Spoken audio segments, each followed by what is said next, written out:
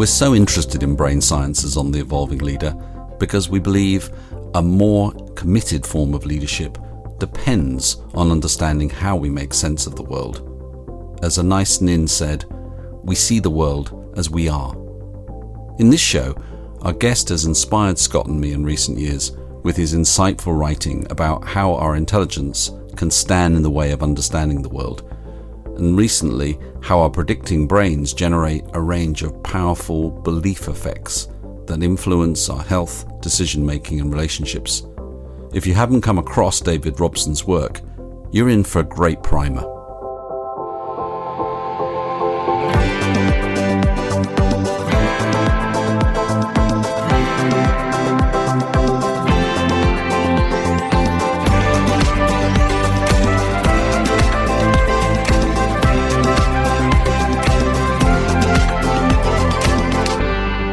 Hey folks, welcome to the Evolving Leader Podcast. I'm Scott Allender. And I'm John Gomes. How are you feeling today, John? I'm feeling really restored after a great weekend. Lots of exercise, being outdoors and spending time with the family. So I'm feeling really excited about our conversation with David, our guest today. So how are you feeling? I'm feeling full.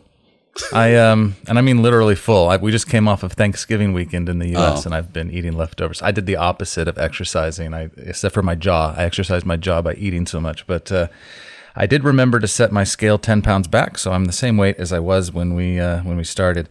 So, and I'm also particularly excited. I know you and I have been talking about our anticipation for this one for a number of weeks because we're both super big fans of his writing and his work and his research.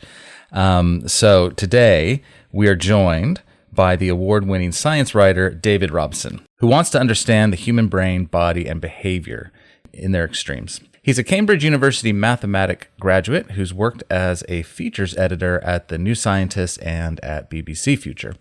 His award-winning writing appears in a wide range of publications, and he's written two of our favorite books that I just mentioned, The Intelligence Trap and The Expectation Effect.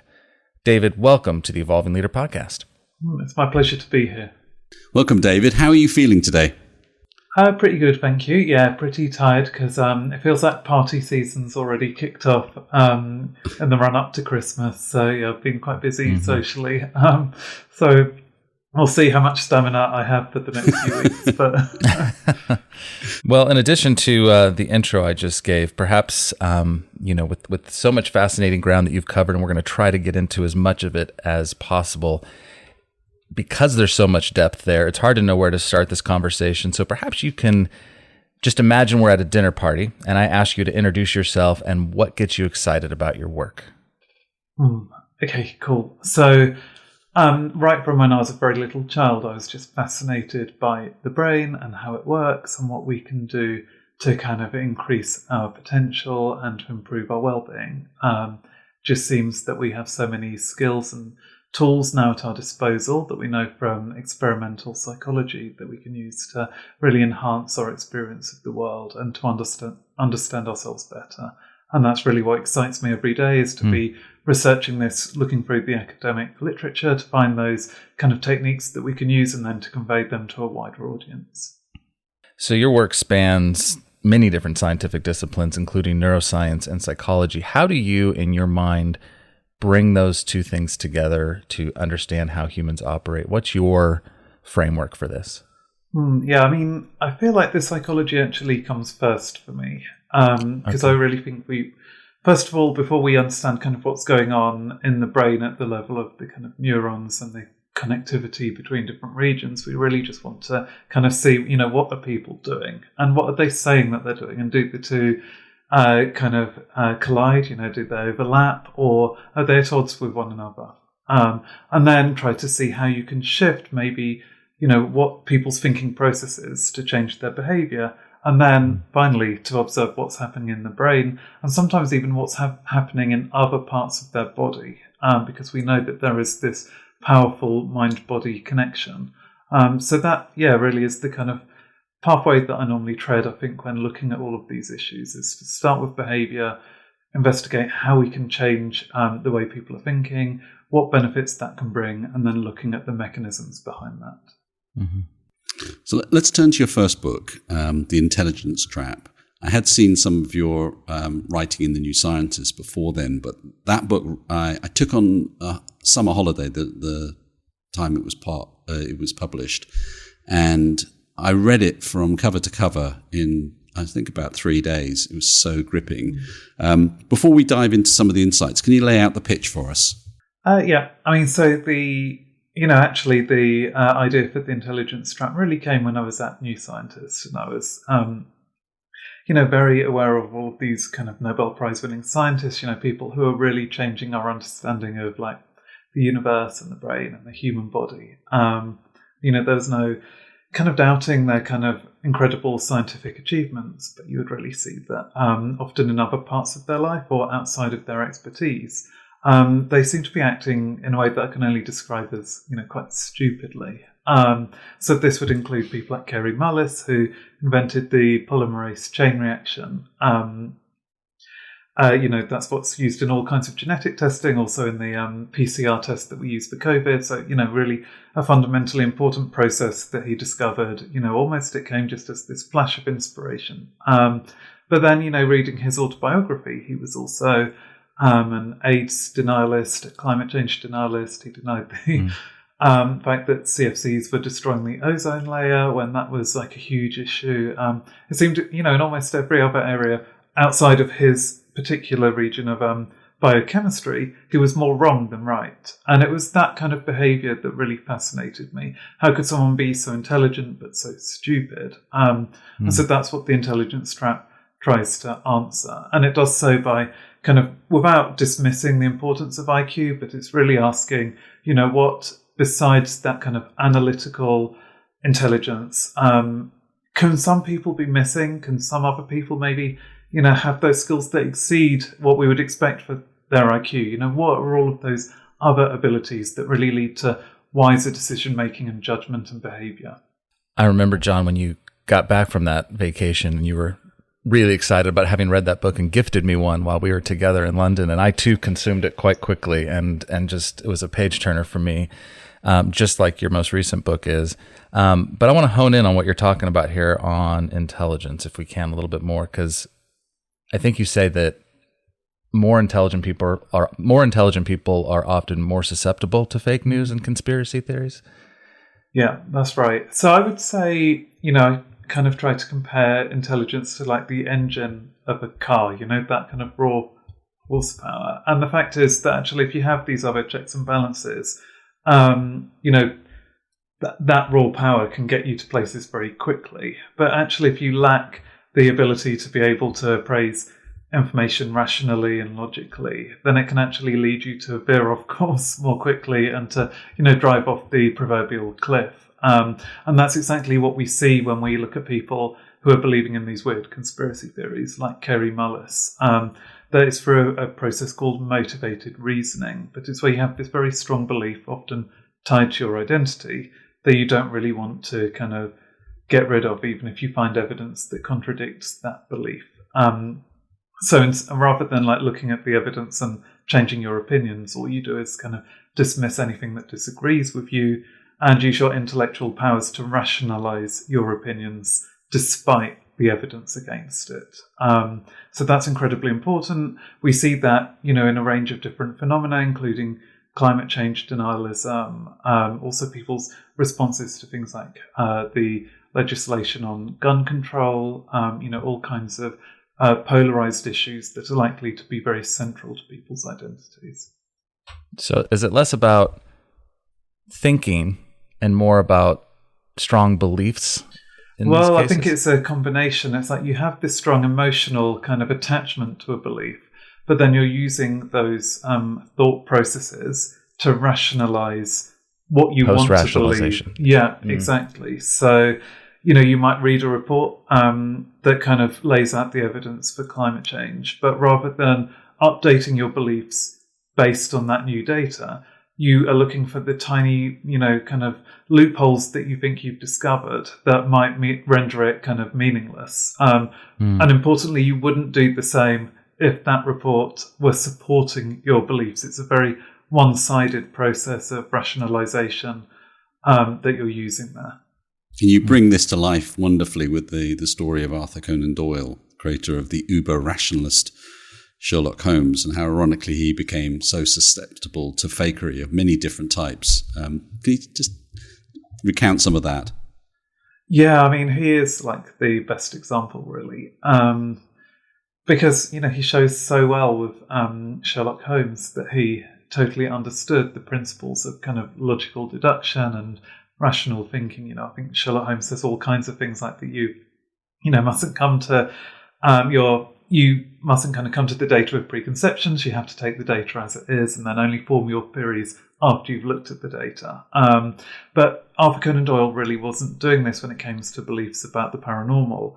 So he believed in spiritual mediums. He was also fooled by the Cottingley fairies scandal, where these schoolgirls had literally just cut out pictures of fairies from their books and then pinned them to kind of the trees in their garden and published them as photographs, saying that they were proof of fairies living in England. And Arthur Conan Doyle absolutely believed in this. And in that particular case, he was drawing on his scientific knowledge, all of that kind of his intelligence and education to actually justify these pictures. So he started building these theories that, based on the new theory of electromagnetism. He started to explain why we couldn't see these fairies in, everyday life. He said because they were only visible at certain parts of the spectrum of light that weren't normally visible to the naked eye. Of course, he didn't explain why these teenage girls were able to capture them on photographs when they were meant to be invisible.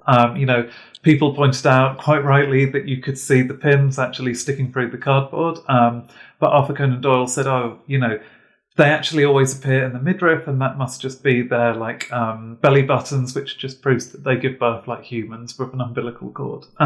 So he was, very inventive, using all of that creativity that he used within his fictional works, just to support these beliefs that he had in paranormal activity. And that, to me, is exactly what we're talking about when we have this motivated reasoning.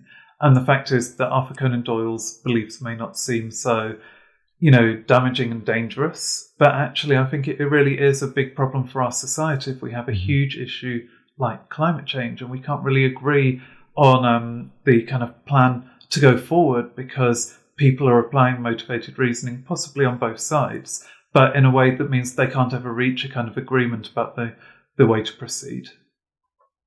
In your observation, is this problem worsening? Because it seems to me, and maybe it's just how much of it becomes publicized through social media and other factors that didn't exist previously, but I feel like on a more regular basis, I hear more extreme conspiracy theories being uttered and seemingly perhaps even more widely accepted by more groups of people. Are you seeing that? Yeah, it's difficult to quantify. So my impression would be the same as yours. But I think that fake news definitely has been around forever. I think I quote Jonathan Swift, the writer, who complained about kind of, political conspiracy theories kind of spreading through England and actually spreading faster than the truth could catch up with them. I think that was a sentiment that was then echoed by Mark Twain later on as well. So we know, fake news has been around for a while. I do think the internet has, accelerated that process and has meant that, whereas I guess in Swift's time it must have been over the course of weeks or months, now these rumours can be spread, over the course of an hour or two. And even if you were very quick at issuing a kind of fact check, already it could be too late. So I think that is one way in which the situation has got a lot worse recently.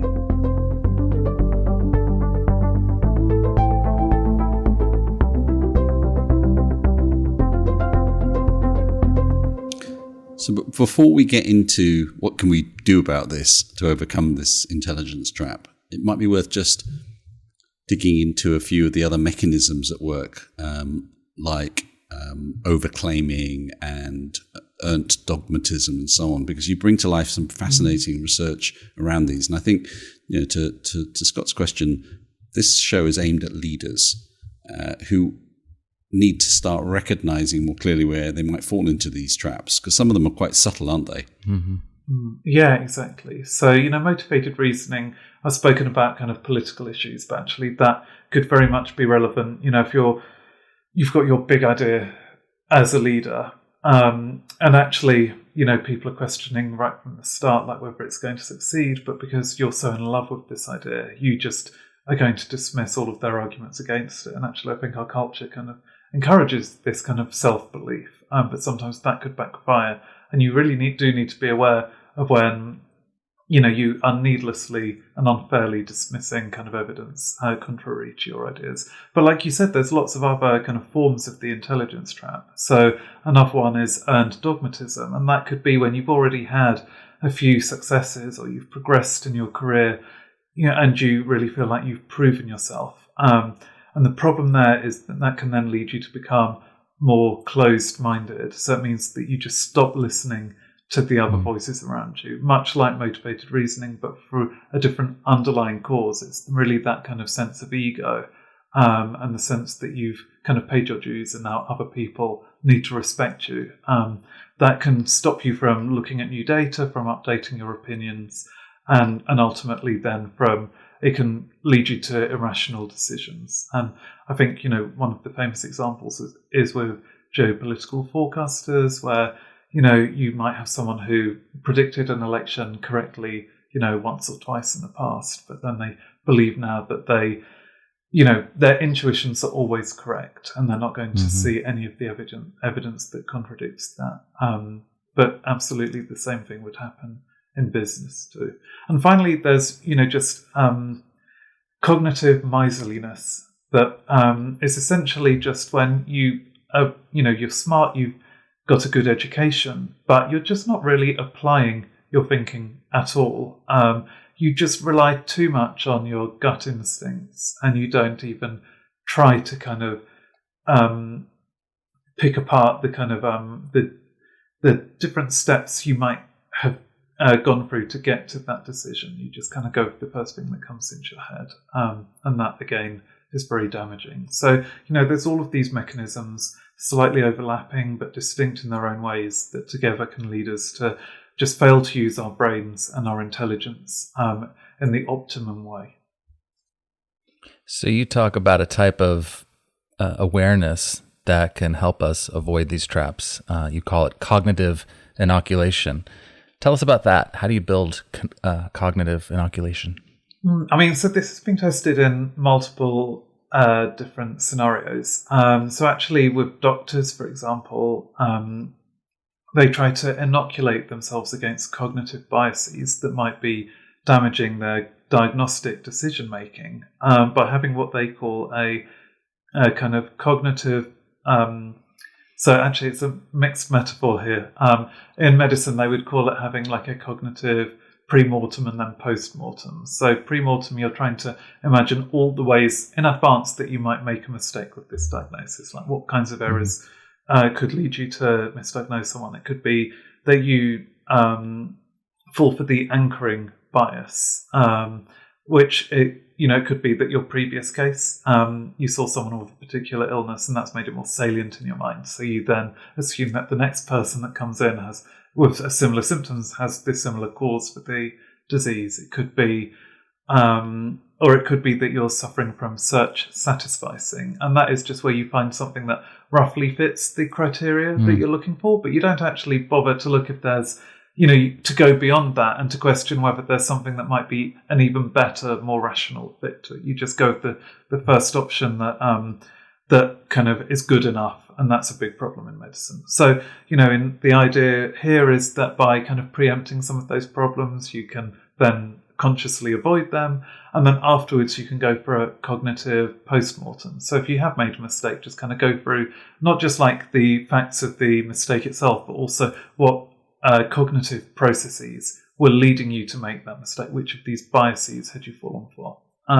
But there's also then what's called cognitive inoculation, which is a very similar idea that people are using in to combat misinformation and fake news. And that's actually just by trying to learn about the different methods that conspiracy theorists and purveyors of fake news might be using to make their stories seem more convincing. So we know that they use lots of different tricks, like it could be just a kind of slick presentation can make something seem more believable. Having an image, even if it's not relevant to the statement itself, not directly relevant, makes something feel more believable. So you might have some fake news story that a celebrity has died, and you might show a picture of that celebrity from a stock library. Now, that picture in itself offers no evidence that the person has died, but its presence there makes it feel more believable, because it makes it easier for your mind to process, to visualize, and then that makes it feel more truthy, the scientists say. So the upshot here is that by learning about those techniques, people become a bit more canny, a bit more literate with the strategies that are used, and then they're less likely to fall for them in the future. So that's how it's like an inoculation, because you might be exposed to something that was a fake news story, you analyze it, you understand how that worked and how that might have fooled you, and then the next time you're less susceptible. You've written about how unconscious bias training, which is often using things like the implicit association test, may not be as straightforward, and there's research showing that that some of it doesn't work. I think you take a more, like Edward Chang's research at Harvard, I think you take a more nuanced view about it. Could you talk to us a little bit about this? Yeah, I mean, I feel like it's maybe being unfairly dismissed at the moment.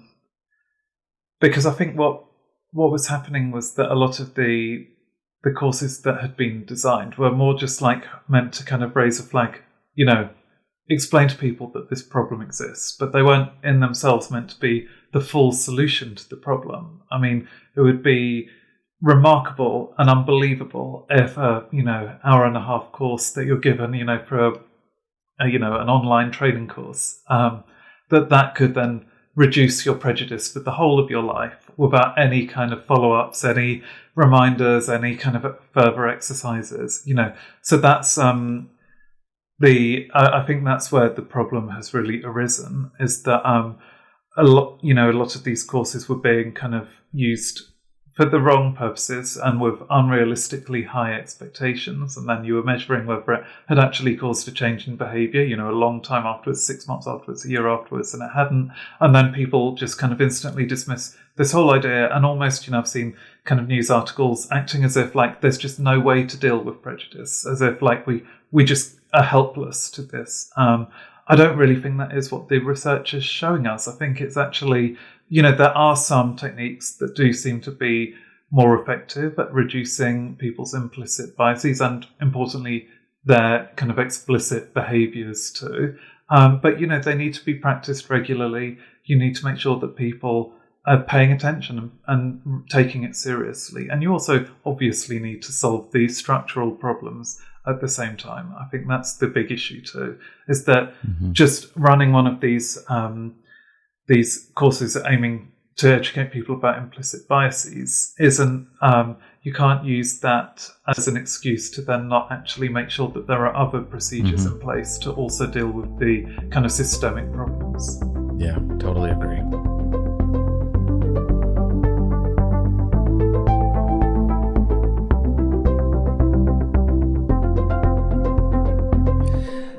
Let's turn to this year, where you published the book we mentioned earlier, The Expectation Effect, How Your Mindset Can Change Your World. And as Daniel Pink commented, possibly extend your life. Can you tell us what the expectation effect is and what it's not?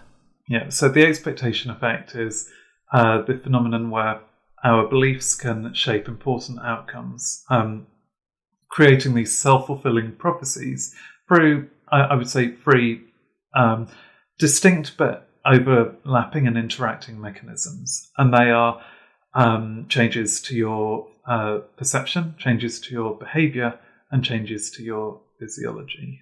Now, as you alluded, like this can change our health and well-being in all kinds of ways. So it can actually change things like how you experience exercise and even your physical performance, how you respond to a new diet, even your longevity. People with a positive view of aging live 7.5 years longer than people who have a negative view of aging. But I think what I always try to emphasize is that, these are very specific results. We're talking about specific kind of mindsets or expectations having specific outcomes, but there are lots of areas where just cultivating good expectations, unrealistic expectations, are just not going to work at all. So while it can increase your chances of living a longer life, if you've been diagnosed with cancer, simply having like this kind of positive view and optimism, well, that's not actually going to help shrink the tumour, because there's no actual known mechanism by how that would work even. Often the expectation effects I'm talking about are kind of small incremental differences, kind of day after day, that will either predispose you to higher fitness and greater health and well-being, or to illness and ultimately death. But, it's not going to kind of by itself just kind of solve a huge problem like a tumour growing in your body. So that's why I think we have to be very realistic about what the expectation effect can achieve and what it can't achieve. And I would say even if it can't perform miracles, that doesn't mean that it's still not this incredible thing that we could all use and that can improve our lives in countless ways. Yeah. So it's not positive thinking or wishful thinking, cosmic ordering, any of that kind of stuff. It's as you say, it's creating those different levels of change in your body over a long period of time, which creates a general conditions for good things to happen. You talked about this, because the research in the effect of the placebo is probably the most significant in this regard. Can you talk to us a little bit about what you uncovered in looking at that? So the placebo research has got the kind of head start, I guess, because it's only recently that then scientists have started to ask, well, if the placebo effect works, why isn't it having, influencing other areas of our life? And of course it is. But with the placebo effect, we had long been kind of assumed that the placebo, when you receive a kind of sugar pill and you're told that it's a real drug, well, that's going to make you feel a bit better kind of subjectively often. It kind of reduces some of your fear of the illness that you're suffering. And that could, lead people to report an improvement in their symptoms, even if nothing's happening physiologically. But we now know that often with the placebo effect, physiological changes are taking place. So if someone is taking a placebo pill and they've been told it's a painkiller, and especially if they're told it's a painkiller they've taken in the past, then the body actually starts to produce its own endogenous analgesics. So opioids or cannabinoid drugs, for example, the brain can actually produce them. And that then, contributes to a greater pain relief. So it's not just subjective, it's kind of a physiological change that's leading to the pain relief. Similarly, it can do things like reduce inflammation in your body, which can help you to feel a lot better. It can, change your blood pressure. It can change the actions of your digestive system. If you're suffering from something like irritable bowel syndrome, placebos can be very powerful at actually helping to reduce those symptoms. It's having these real effects. But again, they're in very specific conditions. What I'm not saying is that if you have terminal cancer, you can replace your chemotherapy drugs with a placebo pill and that will be doing the same thing, because there's no way that the body can produce chemotherapy drugs in the same way that we know it can produce these painkillers. So we have to be very careful about what we claim it can and can't do. But, the effects, like I said, can still be quite remarkable and really important. So we know that for people with chronic pain, for example, rather than taking the addictive opioid drugs, that actually you can help to wean them off their traditional painkillers by giving them placebos, and you can actually give them open label placebos. So you can honestly label the jars of the pills as placebo pills. Take 2 a day, and by explaining about the mind-body connection, about how the brain can actually provide this own pain relief, those patients actually still do show a noticeable improvement in their symptoms, and that actually they can feel so empowered by that even 5 years after the intervention, they're still reporting noticeable differences compared to people who had just continued taking their treatment as usual. It's so interesting. I saw it as a subjective, sort of experiential shift, but the physiological changes that you outline kind of blew my mind. And you talk about the opposite as well, right? So the nocebo, and you lay out this example of a man who lived where I live in Nashville, Tennessee, in the 1970s, and he was diagnosed with terminal throat cancer, I believe. And it came as a shock and all of the things. And the doctor told him that, he would probably not live to see Christmas. And he did live to see Christmas, but shortly thereafter, he passed away. And on autopsy, he didn't have that cancer. That just blew my mind. Tell us about this. Yeah, that's incredible. But actually, what we think is happening there is that, like, the fear of dying from the illness had actually, produced a significant stress response. There was kind of chronic, day after day, he would have been worrying and expecting to die within the next few months. And we know that stress of that kind over a long period can, lead to all kinds of things like raised inflammation, putting extra strain on your heart as well. That then, over the long term, that can cause damage and can actually make you, more likely to die. And actually, we do see that that's a very dramatic case, but we do see that with people who've already suffered from cardiovascular disease, if they've had a heart attack and survived it, then actually their beliefs afterwards about whether they think they're going to suffer from another event or not, and whether they, believe that they can actually, get back on track with their life, that those beliefs can actually predict how likely it is for them to have that second event. So it does become a self-fulfilling prophecy. So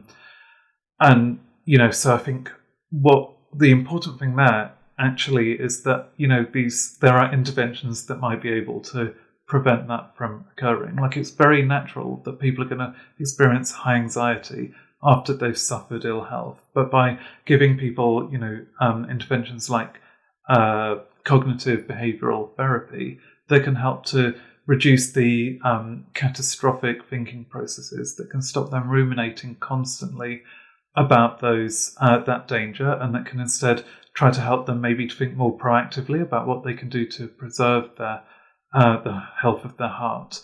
Then that should actually reduce that risk. And we do see that in various studies. And one of my favourite ones looked at someone who had looked at a group of patients in Marburg, Germany, who had heart surgery, gave them this kind of intervention. And then 6 months later, they tracked their progress and how they had recovered from the operation and were getting on with their lives. And actually, the people who had optimized their expectations through this therapy, they actually tended to show better outcomes in, according to all kinds of measures, from how quickly they left hospital to how quickly they returned to work, and then also physiological measures like the level of inflammation within their body. So, just changing their mindsets through like psychological therapy had wonderful outcomes for them. And the research by Alia Crum at Stanford, the Mind and Body Lab, on fitness and eating is particularly exciting in terms of giving us some very practical potential solutions for rethinking our mindset around these things. Could you talk to us a little bit about that?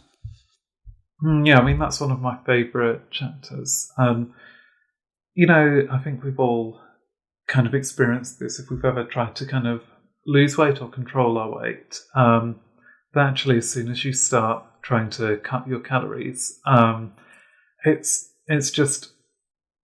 very hard for you to resist, the temptation later on in the day for you to not be constantly focusing on like the food that you've missed and what you really want. And actually, whether you give in to the temptation or not, it's just can be a very unpleasant experience. Now, what Alia Crum was really looking at was whether our kind of mindset is involved in that, and whether you can actually shape people's mindsets to avoid that from occurring. And, there's actually really good research showing that our expectations can shape things like hunger and appetite. Going back to the 70s and 80s with studies of amnesic patients. And what you find is that patients who had damage to the hippocampus and who can't form new memories, their hunger is incredibly stable, but often quite high. And so what happens is if you give them their dinner and they eat it all, and then you take the plate away and give them another meal, they'll just happily eat the second meal without... they'll eat it and they won't even report any change in their hunger or satisfaction. They'll still feel hungry even after 2 full plates of food. So that really tells us that actually the brain is, playing a fundamental role in interpreting the signals coming from the gut, and that it's all relying on, our memories of what we've eaten and then our expectations of, how we should be feeling having eaten that food. Now, Alia Crum showed that actually that's then having an effect on the hormonal response as well. And so what she did was she asked participants to come into the lab on 2 separate occasions. Each time they had exactly the same milkshake. The only difference was how the milkshake was labelled. So, on one day it was labelled as this kind of 750 calorie luxurious treat, that was filled with like high quality ice cream, and then, more cream on top of that, and then given all of these chocolate flavorings, and it was something to really relish. On the other day, they were told there was a kind of sensible health shake. It was kind of, they had a picture of vanilla, which looked, not that appetizing, not something to get excited about. On the packet, it was 200 calories, which is barely anything. It really set up this sense that actually they were depriving themselves of the snack they really wanted.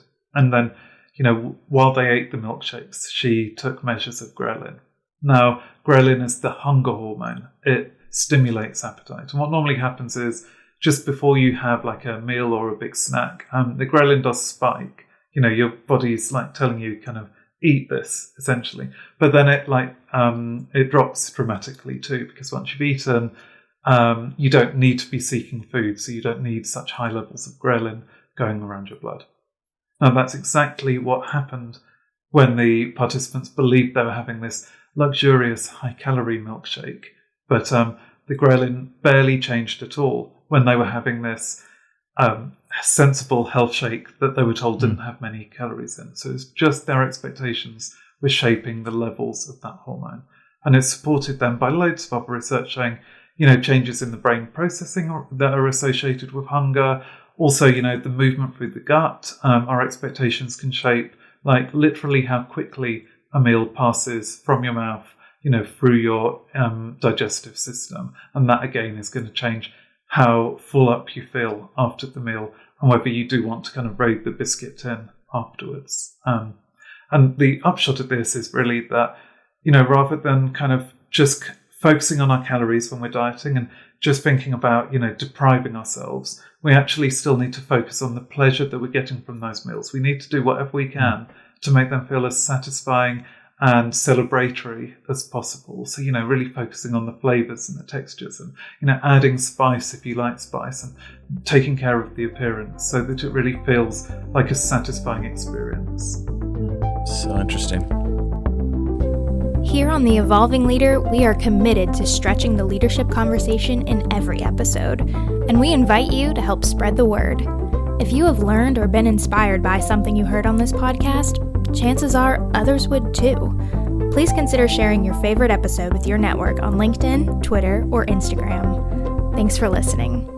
So you list at the end of your chapters, which I really liked, some practical things that the reader can do to harness the expectation effect beneficially, and you've touched on some things here already, but can you give us a few more examples of things our listeners could start doing right now? Yeah, so, I think to take just a couple of examples, with working out, I think if we all want to get fit, some of us might have negative kind of associations with exercise, maybe going back to our gym classes. And so we just assume that, we're not cut out for exercise. But actually, aside from people with disabilities, actually, most people, can really benefit from doing exercise. And they will see kind of a positive trajectory if they just keep at it. So what the research tells us is that actually by changing our mindset, we can just make that process a lot easier. One way you can do that is to avoid always comparing yourself with the people around you at the gym. It's very easy if you're on a treadmill and the guy or woman next to you is really pounding the treadmill, like really outperforming you, for you to feel like really physically unfit and inferior in comparison to them. The research shows that that's actually then going to change how exerting you find that exercise. You're going to find it harder, and that's then going to mean that you find it more difficult to keep going in the future. Instead we should be focusing more just on our own trajectory and thinking, how am I performing compared to yesterday or compared to a week ago or compared to a month ago? That's just going to help you it will basically take the brakes off your performance. So ironically, you're actually going to perform better and improve more quickly if you do that rather than always looking for kind of, inspiration from others. In terms of that the kind of fatigue you're feeling while you're working out, it's easy for you to associate that fatigue with failure. You think like if I was fitter, I wouldn't be feeling like this. I wouldn't be out of breath. I'm an embarrassment. All of these horrible thoughts can be going through your head. But actually, you can reappraise that and you can recognize that those aches and pains are actually just proof that you're pushing your body to its current limit, and that is necessary for you to grow. And by focusing your thoughts on the growth, that's going to, keep you motivated, but it also actually improves how you feel. And there's even some evidence that that kind of mindset can actually, again, help you to release those endogenous opioids or endorphins that can, improve your performance because you're feeling less pain, and also give you that kind of sense of euphoria once you've finished your workout. Are you listening, John? Because this is why he doesn't work out with me, because I'm always so ahead of him and he feels so much embarrassment. But see, you can focus on the growth, John. Yeah, it's not that. I just can't listen to the moaning. It's just so... Yeah. I mean, to be honest, another good thing you can do is to work out with other people. The social element can be great for helping with the psychology of exercise. But yeah, those are the tips that, I apply myself, and it really has helped me to go from being quite a couch potato to really loving exercise, and the kind of going to the gym or doing home high intensity workouts being the highlight of my day. There is you mentioned this at the beginning, but there are some amazingly potent takeaways around the expectation effect and its influence on longevity, and it takes lots of different forms. Can you talk us a little bit through what you learned there? Yeah, I mean, this was I guess I started out being the most skeptical of this particular expectation effect because it does sound unbelievable. But then as I kind of looked into it, actually, it seems very well documented, the mechanisms. Like I said earlier, it's really, I want to know that there's some well understood mechanisms rather than some kind of magical, kind of miraculous process going on. But essentially, there's been longitudinal studies and multiple longitudinal studies showing, you ask people in middle age or earlier, what do you think is going to happen when you get older?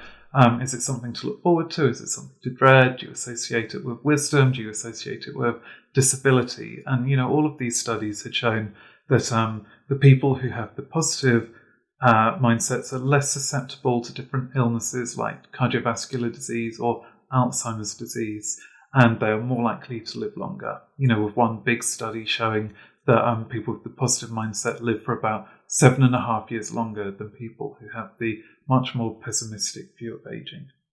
Now, the mechanisms there, again, it's kind of perception, behavior, and physiology. So, a big factor that we shouldn't neglect is the fact that if you're optimistic about the future, you're more likely to stay active and to exercise. And maybe because you have a better perception of your fitness, you're actually performing better while you're doing that exercise for the reasons I just described. Your mindset while you exercise matters. And if you feel vulnerable, it's going to be harder as you get older. But secondly, I think it's also, there's such good evidence now that there's a direct kind of psychosomatic cause of this decline as a result of the negative mindset. And that is because if you feel vulnerable, because you assume that you're becoming weaker, you're losing some of your cognitive potential, you're going to get confused and forgetful more easily, then all kinds of challenges in your life start to feel a lot more difficult and a lot more dangerous. You might stop worrying that you'll get lost simply going to the post box, or you might fear meeting other people because you think you won't be able to remember their names. Now that then increases your stress response, like everything's feeling harder, so you have kind of prolonged high levels of the hormone cortisol. That can then do things like increase the inflammation within the body. And we actually, this has all been documented. You see that for people with the negative views of aging, that they do show this steady increase in cortisol, while the people with the positive view of aging show a steady decrease in cortisol as they kind of relax into old age. And then what that does is that, together, the stress response and the inflammation, that causes kind of wear and tear to your tissues. That's well established from lots of other research. And that then predisposes you to illness and ultimately to an earlier death. And we can even see these changes, within the cells themselves. So we know that each cell has a certain pattern of gene expression that changes as you get older. This is known as the epigenetic clock. And what happens is that, amongst the people with the negative view of aging, that clock is ticking a little bit more quickly. You're seeing those changes occurring more rapidly compared to the people with the positive view of aging. So that, to me, all seems very convincing. And I love this research because it comes at the question from multiple angles, but they all point in the same direction. What else should we be asking you? So I think that, we've spoken a bit here about a few different techniques we can use to kind of boost, to kind of create positive expectation effects. But I do have a kind of troubleshooting section in my book that I think has some general guidelines that could be quite useful. So essentially, what I'm not asking people to do is to become these kinds of, rose-tinted kind of Pollyanna figures who are just like relentlessly optimistic. I'm not asking that at all. And, we must never deny the discomfort that we're experiencing or the kind of fears that we have. But what we do want to do is break out of the catastrophic thinking. So that's where you have that kind of chain of thoughts where you're assuming the worst, and then you then start to kind of think, well, if that happens, then like what other disaster is going to come in its wake? And then, you kind of, that links to another problem. And, you're just like, you're really imagining the worst case scenario kind of just getting even worse than, than you'd initially imagined. And you're like amplifying all of your fears. So, we need to kind of break out of that. And actually, if you can just kind of try to question your basic assumptions about that, question that kind of initial thing that you're assuming, and just be like, is there good objective evidence behind that? Is there another way of looking at it? Are there multiple possibilities and I'm ignoring all of the other possibilities? That's a really important first step, and actually that can apply in multiple situations. And then secondly, I think you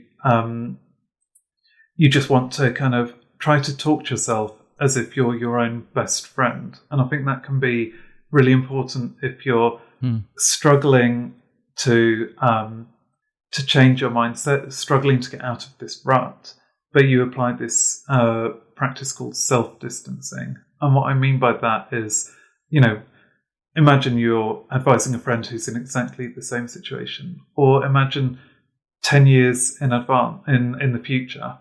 If you're looking back on this situation, what do you think you would tell yourself then? Do you really think that you would be kind of giving yourself, the same self-criticism that you're saying to yourself now? It's not, again, it's not going to make everything all right doing this, but it actually just can help you to break out of that negative cycle and to look at the situation a bit more objectively. And then I think you can apply the other techniques that I mentioned in my book, things like reframing, where you're maybe just questioning the meaning behind the things that you're fearing. So if you to give just one simple example, if you are nervous about giving a presentation at work or doing public speaking in front of a new crowd, or you can either see those nerves as being like a sign of imminent failure, and you can tell yourself that actually, if you were any good at your job, you wouldn't be feeling nervous, and this is just a sign of how inadequate you are. Or you can actually recognize that the feelings of anxiety that you're having, those butterflies in your stomach, that they're actually, there for a purpose, and that there's a positive meaning in what you're feeling, in that you feel anxious because this event really matters to you and you want to perform at your best. And that actually some of those changes, as uncomfortable as they are, and you don't need to deny that they're uncomfortable and that they're unpleasant, but that actually they can also help you to perform better. So your heart's racing because it's pumping lots of blood to your brain, and that's helping you to think more clearly. And, that cortisol, if you have just a small spike in cortisol on this one occasion, that's not going to be bad for your health. But what that is doing is making sure you're as alert as possible. So you're engaging with the audience. You're not kind of just being drowsy, but you're actually like trying to meet the challenge. And the research shows that when you do that, when you reframe the feelings without denying the feelings, that can be very powerful, not just in terms of improving your performance, but then also helping you to recover more quickly after the event. So that's what I think like we should all be doing is just trying that kind of reframing, not denying what's happening, but just trying to look at whether there's a different way of interpreting it. And that's incredibly helpful. What are you working on now? What's your next project? So I am just beginning to work on a new book, which looks at social connection and all of the ways that we can use science to kind of improve our connection with the people around us. And that could be, our families, our colleagues, strangers, pretty much anyone that we meet. There's always this potential for you to make a connection, and too often we miss that opportunity. But actually there are lots of ways that you can just subtly change your own behaviours to make sure that you're getting the most out of the other person and yourself, and building the potential for a longer lasting relationship, if that's appropriate. Well, we look forward to that, because you always open up something new to these topics. Thank you. Well, David, thank you so much for your time and insights. We barely scratched the surface, folks. So if you haven't yet picked up The Intelligence Trap, do it today. If you haven't picked up The Expectation Effect, do it today. They're definitely worth your time. David, thank you so much, and hopefully we can get you on after your next book is published, and please talk to us about that if you're up for it. Yeah, no, I would love that. Yeah, I've really enjoyed the conversation, so thank you so much. Thank you. Well, until next time, folks, remember, the world is evolving. Are you?